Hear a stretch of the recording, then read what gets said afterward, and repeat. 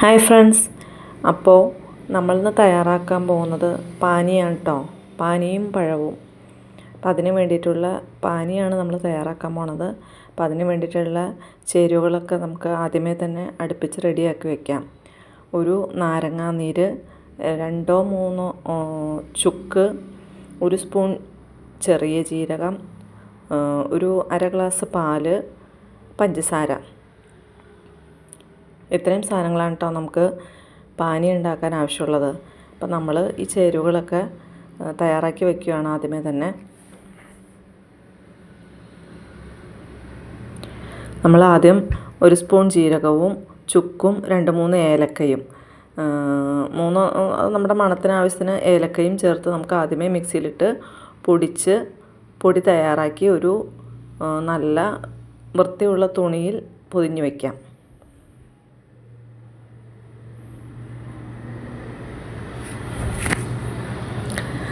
നല്ല പൊടിയായിട്ട് കിട്ടിയിട്ടുണ്ട്.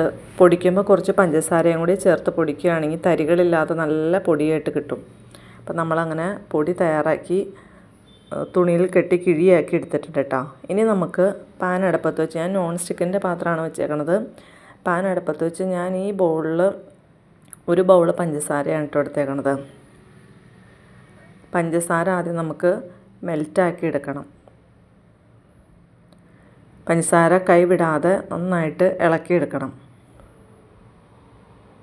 ഇളക്കിയെടുത്ത് അത് ഏകദേശം ചെറിയൊരു ബ്രൗൺ കളറാകുമ്പോൾ, നന്നായിട്ട് മെൽറ്റായി ഒട്ടിപ്പിടിക്കുന്ന രീതിയിൽ വരുമ്പോൾ നമുക്കതിലേക്ക് കുറച്ച് വെള്ളം ചേർത്ത് കൊടുക്കണം.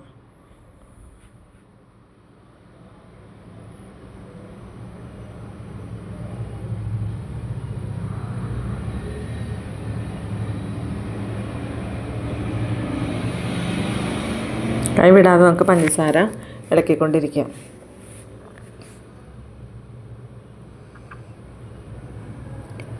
ഈ പാനിയും പഴമൊക്കെ ക്രിസ്ത്യൻസിൻ്റെ സദ്യയിൽ ഒഴിച്ചുകൂടാൻ പറ്റാത്ത ഒരു വിഭവമാണ് കേട്ടോ.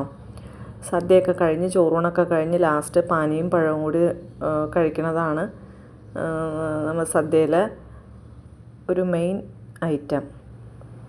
അപ്പോൾ നമുക്കത് ഈസി ആയിട്ട് വീട്ടിൽ തയ്യാറാക്കിയെടുക്കാം. അധികം സമയമൊന്നും എടുക്കില്ല. അത് ഇൻഗ്രീഡിയൻസും വേണ്ട, നമുക്ക് പെട്ടെന്ന് ആർക്കും തയ്യാറാക്കിയെടുക്കാം.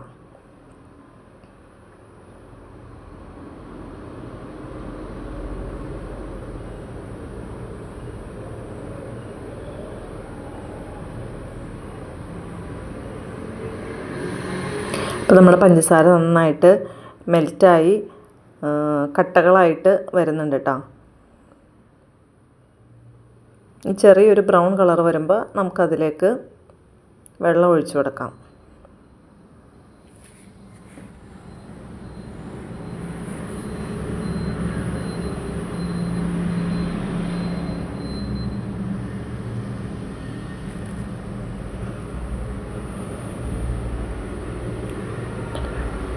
പഞ്ചസാര നന്നായിട്ട് മെൽറ്റായിട്ട് വരുമ്പോൾ അത് ചെറുതായിട്ട് പാത്രത്തിൻ്റെ അടിയിലൊക്കെ പിടിക്കും.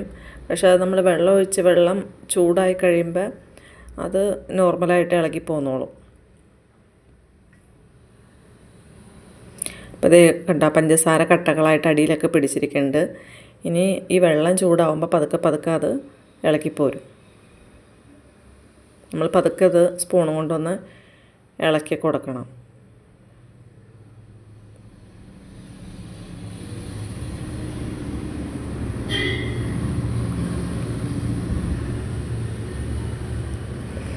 അങ്ങനെ പഞ്ചസാര മുഴുവൻ ഇളക്കി പോന്ന് കഴിഞ്ഞപ്പോൾ നമ്മൾ അതിലേക്ക് ഒരു 1/2 കപ്പ് പാലൊഴിച്ചിട്ടുണ്ട് കേട്ടോ.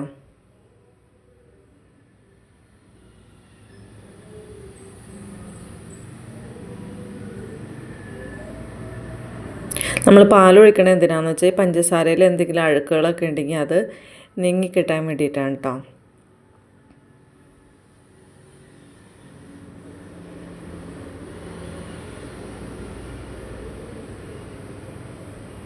നമ്മൾ പഞ്ചസാരയിൽ പാലൊഴിച്ച് കഴിഞ്ഞപ്പോൾ അതിൻ്റെ അഴുക്കുകളൊക്കെ മുകളിലേക്ക് കട്ടയായിട്ട് വന്നതൊക്കെ നമ്മൾ ഒരു അരിപ്പ വെച്ച്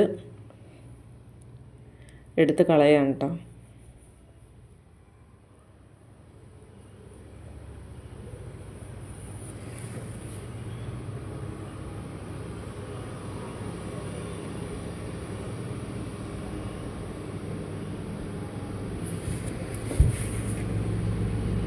ഇനി നമുക്ക് ആ കിഴി കെട്ടി വെച്ചിരിക്കുന്നത് ജീരകവും ചുക്കും ഏലക്കായും കൂടി പൊടിച്ച് കിഴി കെട്ടി വെച്ചിരിക്കുന്നത് നമുക്ക് അതിലേക്ക് ഇട്ട് കൊടുക്കാം. അതിൻ്റെ സത്തും മണവും ടേസ്റ്റും ഒക്കെ ഇതിൽ കിടന്ന് തിളയ്ക്കുമ്പോൾ ഈ പഞ്ചസാര ലായനി കിടന്ന് നന്നായിട്ട് തിളച്ച് അതിലേക്ക് ഇറങ്ങി വരണം.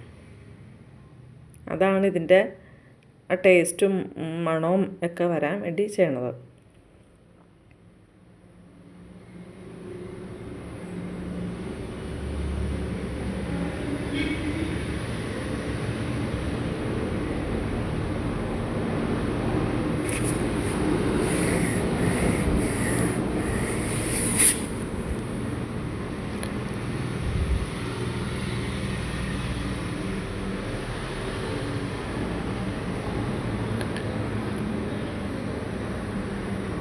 ചുക്കിടുമ്പോൾ 1-2 ചുക്ക് പൊടിച്ചിട്ടാൽ മതി. അത് കൂടിപ്പോയി കഴിഞ്ഞാൽ എരിവിൻ്റെ ഒരു ഫീല് വരും. അപ്പോൾ അധികം കൂടിപ്പോകരുത്.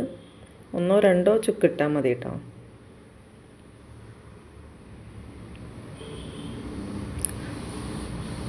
നമ്മുടെ പാനി നന്നായിട്ട് തിളയ്ക്കേണ്ട. അതിൻ്റെ ഒപ്പം അഴുക്കുകളൊക്കെ മുകളിലേക്ക് പൊങ്ങി വരുന്നുണ്ട്. നമുക്ക് അതൊക്കെ എടുത്ത് കളയുകയും ചെയ്യാം. ഇനി നമുക്ക് കുറച്ച് അഴുക്കുകളൊക്കെ പോയി കഴിഞ്ഞ് കഴിയുമ്പോൾ നമുക്ക് കുറച്ച് തയ്യാറാക്കി വെച്ചിരിക്കുന്ന നാരങ്ങാനീര് അതിലേക്ക് ഒഴിച്ചു കൊടുക്കാം. ഈ പഞ്ചസാര പാനി കട്ടയായി പോകാതിരിക്കാൻ വേണ്ടിയിട്ടാണ് നാരങ്ങാനീര് ചേർക്കണത്. നാരങ്ങാനീര് ഒഴിച്ചപ്പോഴും ഇതുപോലെ മുകളിലേക്ക് അഴുക്കുകളൊക്കെ അടിഞ്ഞു കൂടുന്നുണ്ട്. അതൊക്കെ നമുക്ക് എടുത്ത് നല്ല തെളിഞ്ഞ പഞ്ചസാര ലായനിയായിട്ട് പാനിയായിട്ട് നമുക്ക് കിട്ടും. അപ്പോഴത്തേക്ക് നമ്മുടെ ആ തുണി കിഴി കെട്ടി വെച്ചേക്കണത് എല്ലാം നല്ല അതിൻ്റെ സത്തൊക്കെ നമ്മുടെ ഈ പാനിയിലേക്ക് ഇറങ്ങി അതിൻ്റെ നല്ല മണവും നല്ല ടേസ്റ്റും ഒക്കെ അതിൽ പിടിക്കുകയും ചെയ്യും. ഇപ്പോൾ പാനി നമ്മൾ ആദ്യം വെച്ചതിനേക്കാളും നന്നായിട്ട് തിളച്ച് വറ്റി തുടങ്ങിയിട്ടുണ്ട്. ഈ പാനി നമ്മുടെ അഴുക്കുകളൊക്കെ എല്ലാം നമ്മൾ എടുത്തു കഴിയുമ്പോൾ നല്ല തെളിഞ്ഞ് നല്ല പ്യുവർ കളറിൽ വരുന്ന കുറച്ചുകൂടി പറ്റിയൊരു വെള്ളം എന്ന ഫോമിൽ നിന്ന് മാറി ചെറുതായിട്ടൊരു തിക്കായിട്ടൊരു അവസ്ഥയിലേക്ക് വരും.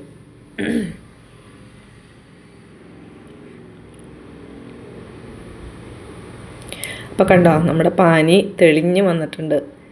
നമ്മളപ്പോൾ തീയൊക്കെ ഓഫ് ചെയ്ത് ഇനി നമുക്ക് ഈ കിഴിയിൽ നിന്നുള്ളതൊക്കെ സത്തുക്കളൊക്കെ ഊറ്റി ആ ലായനിയിലേക്ക് തന്നെ ഒഴിച്ചിട്ട് നമുക്ക് കുറച്ച് നേരം തണുക്കാൻ വേണ്ടി വയ്ക്കാം. തണുത്ത് കഴിയുമ്പോഴത്തേക്കും കുറച്ചും കൂടി ഇത്